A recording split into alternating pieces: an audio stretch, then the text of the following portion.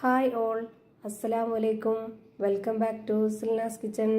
ഇന്നത്തെ റെസിപ്പി ഭയങ്കര സിമ്പിൾ ആയിട്ടുള്ള എന്നാൽ നല്ല വെറൈറ്റി ആയിട്ടുള്ള ഒരു കിടിലൻ ടേസ്റ്റി ആയിട്ടുള്ള ഒരു അടിപൊളി ഈവനിങ് സ്നാക്സിന്റെ റെസിപ്പിയാണ്. കുട്ടികൾക്കും വലിയവർക്കൊക്കെ നല്ല പോലെ ഇഷ്ടാവും ഈ ഒരു പലഹാരം. അതുകൊണ്ട് തന്നെ ഈ വീഡിയോ സ്കിപ്പ് ചെയ്യാതെ മുഴുവനായിട്ടൊന്ന് കണ്ടു നോക്കണേ. ഒപ്പം തന്നെ ഈ വീഡിയോസ് നിങ്ങൾക്ക് ഇഷ്ടപ്പെടുകയാണെങ്കിൽ ഒരു ലൈക്ക് ചെയ്ത് ഷെയർ ചെയ്ത് സപ്പോർട്ട് ചെയ്യാനും മറക്കരുത്. ഇനി നമുക്ക് റെസിപ്പിയിലോട്ട് കിടക്കാം. അപ്പോൾ ഇതിനായിട്ട് ആദ്യം തന്നെ ഞാനിവിടെ ഒരു മീഡിയം സൈസിലുള്ള 2 സവോള എടുത്തിട്ടുണ്ട്. ഇനി ഇതെല്ലാം ഒന്ന് കട്ട് ചെയ്തെടുക്കാം. നല്ല ചെറുതായിട്ടല്ല, ഇതുപോലെ കുറച്ച് വലിപ്പത്തിൽ വേണം കട്ട് ചെയ്തെടുക്കാനായിട്ട്. ഈ ഒരു 3 തക്കാളിക്ക് വേണ്ടിയാണ് ഇതുപോലെ 2 സവോള എടുത്തിട്ടുള്ളത്. ആ ഒരു കണക്കനുസരിച്ച് വേണം നമ്മൾ എടുക്കാനായിട്ട്. ഇപ്പം ഞാനിതെല്ലാം കട്ട് ചെയ്തെടുത്തിട്ടുണ്ട്. ഇനി ഇത് തയ്യാറാക്കാനായിട്ട് നോക്കാം. അതിനുവേണ്ടി ഇവിടെ ഒരു പാൻ സ്റ്റൗവിലേക്ക് വെച്ച് ഫ്ലെയിം ഓൺ ആക്കി കൊടുത്തിട്ടുണ്ട്. അതിലേക്ക് കുറച്ച് ഓയിൽ ഒഴിച്ചു കൊടുത്തതിന് ശേഷം നന്നായിട്ട് ചൂടായിട്ട് വരുമ്പോൾ ഈ കട്ട് ചെയ്ത് വെച്ചിട്ടുള്ളതെല്ലാം ഇതിലേക്ക് ഇട്ട് കൊടുക്കാം. ഇനി ഇതിലേക്ക് ഒരു ചെറിയ കഷ്ണം ഇഞ്ചി ഇതുപോലെ 4 ആയിട്ട് കട്ട് ചെയ്തിട്ട് ഇട്ട് കൊടുക്കുന്നുണ്ട്. പിന്നെ ഒരു 3 അല്ലി വെളുത്തുള്ളിയും കൂടെ ഇട്ട് കൊടുക്കാം. വലുതായതുകൊണ്ടാണ് 3 എണ്ണം. ചെറിയ വെളുത്തുള്ളി ആണെന്നുണ്ടെങ്കിൽ ഒരു 4-5 എണ്ണം ഒക്കെ എടുക്കാവുന്നതാണ്. ഇനി ഇതുപോലെ ഒരു സ്പൂൺ അളവിൽ 1/2 സ്പൂണോളം പെരിഞ്ജീരകമാണ് ഇട്ട് കൊടുക്കുന്നത്. ഇനി ഇതെല്ലാം കൂടി നന്നായിട്ടൊന്ന് വഴറ്റിയെടുക്കാം. ഞാനിപ്പോൾ പെരിഞ്ജീരകം മുഴുവനെ ആയതുകൊണ്ടാണ് ഇപ്പൊ തന്നെ ഇതിലേക്ക് ഇട്ട് കൊടുത്തിട്ടുള്ളത്. പൊടിയാണെന്നുണ്ടെങ്കിൽ ഇപ്പോൾ ഇട്ട് കൊടുക്കേണ്ട ആവശ്യമില്ല. ഇനി ഇതൊന്ന് വെന്ത് വരാനായിട്ട് അടച്ചു വെക്കുന്നുണ്ട്. നല്ലപോലെ വെന്ത് കുഴഞ്ഞു കിട്ടണം. ഒരു 5 മിനിറ്റിന് ശേഷം ഞാനിപ്പോൾ ഇത് തുറന്ന് നോക്കുന്നുണ്ട്. ഇപ്പോൾ ഇതാ നന്നായിട്ട് വെന്ത് കുഴഞ്ഞ് കിട്ടിയിട്ടുണ്ട്. ഈ ഒരു പരുവത്തിലാണ് നമുക്കിത് റെഡിയാക്കി എടുക്കേണ്ടത്. ഇനി നമുക്കിതിന്റെ ഫ്ലെയിം ഓഫ് ചെയ്ത് കൊടുക്കാം. ഫ്ലെയിം ഓഫ് ചെയ്ത ശേഷം ഇത് ചൂടാറാനായിട്ട് വെയിറ്റ് ചെയ്യണം. ഇത് നന്നായി ചൂടാറി വന്നതിന് ശേഷം ഒരു മിക്സിയുടെ ജാറിലേക്ക് മുഴുവനായിട്ടും ഇട്ട് കൊടുക്കാം. ഇനി ഇത് നല്ലപോലെ ഒന്ന് അരച്ചെടുക്കാനുള്ളതാണ്. ഇപ്പോൾ ഞാനിതിലേക്ക് വെള്ളം ഒഴിച്ചു കൊടുക്കുന്നില്ല. ഇത് ആദ്യം ഒന്ന് അരച്ചെടുക്കണം.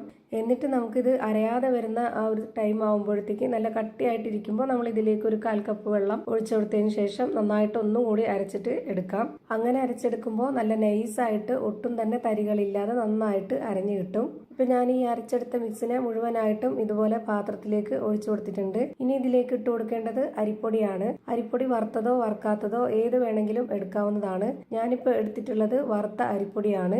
250 ml കപ്പിന്റെ അളവിൽ 1 കപ്പ് നിറയെ എടുത്തിട്ടുണ്ട്. ഇനി ഇതിലേക്ക് ഇതുപോലെ ഒരു സ്പൂണിൽ 1.5 സ്പൂൺ അളവിൽ മുളക് പൊടിയാണ് ഇട്ട് കൊടുക്കുന്നത്. പിന്നെ 1 സ്പൂൺ അളവിൽ കായപ്പൊടിയും ആവശ്യത്തിനുള്ള ഉപ്പും കൂടെ ഇട്ട് കൊടുത്തിട്ട് ഇത് കൈകൊണ്ട് നന്നായിട്ടൊന്ന് മിക്സ് ചെയ്തിട്ടെടുക്കാം. ഇതിലേക്ക് ഇനി വേറെ വെള്ളവും ഒഴിച്ചു കൊടുക്കേണ്ടതില്ല. ഇനി ഇതിലേക്ക് പൊടിയും ഇട്ട് കൊടുക്കരുത്. ഈ ഒരു പരുവമാണ് കറക്റ്റ് ആയിട്ടുള്ളത്. നല്ല ലൂസായിട്ട് വേണം ഈ മാവ് ഇരിക്കാനായിട്ട്. ഒട്ടും തന്നെ കട്ടിയാവാൻ പാടില്ല. ഞാനിപ്പോൾ ഇത് മിക്സ് ചെയ്തെടുത്തിട്ടുള്ള ഈ ഒരു പരുവം കാണുമ്പോൾ നിങ്ങൾക്ക് മനസ്സിലാവുന്നുണ്ടാവും ഇതിന്റെ കറക്റ്റ് ആയിട്ടുള്ള ഒരു പരുവം. ഇനി ഇതിലേക്ക് വീഡിയോയ്ക്ക് ഒരു ഭംഗിക്ക് വേണ്ടിയിട്ട് റെഡ് ഫുഡ് കളർ ചേർത്ത് കൊടുക്കുന്നുണ്ട്.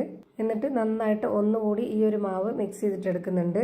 ഇനി ഒരു പാത്രത്തിൽ വെള്ളം എടുത്തിട്ട് നമ്മുടെ കൈയെ അതിലൊന്ന് മുക്കിയെടുത്തതിന് ശേഷം ഇതുപോലെ മാവ് റെഡിയാക്കി എടുക്കാം. ഇതിന് പ്രത്യേകിച്ച് ആകൃതി ഷേപ്പ് ഒന്നും വേണമെന്നില്ല. കൈ വെള്ളത്തിൽ മുക്കുക, ഇതിന് മാവ് എടുക്കുക, നമ്മൾ നേരെ എണ്ണയിലേക്ക് ഇട്ട് കൊടുക്കുക.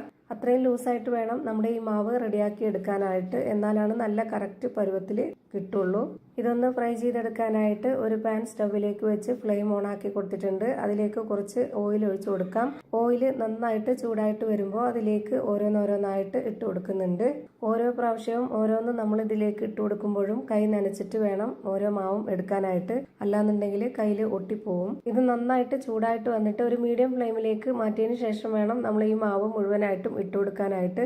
അല്ലാന്നുണ്ടെങ്കിൽ പെട്ടെന്ന് കരിഞ്ഞു പോവും, അകം വെന്ത് കിട്ടില്ല.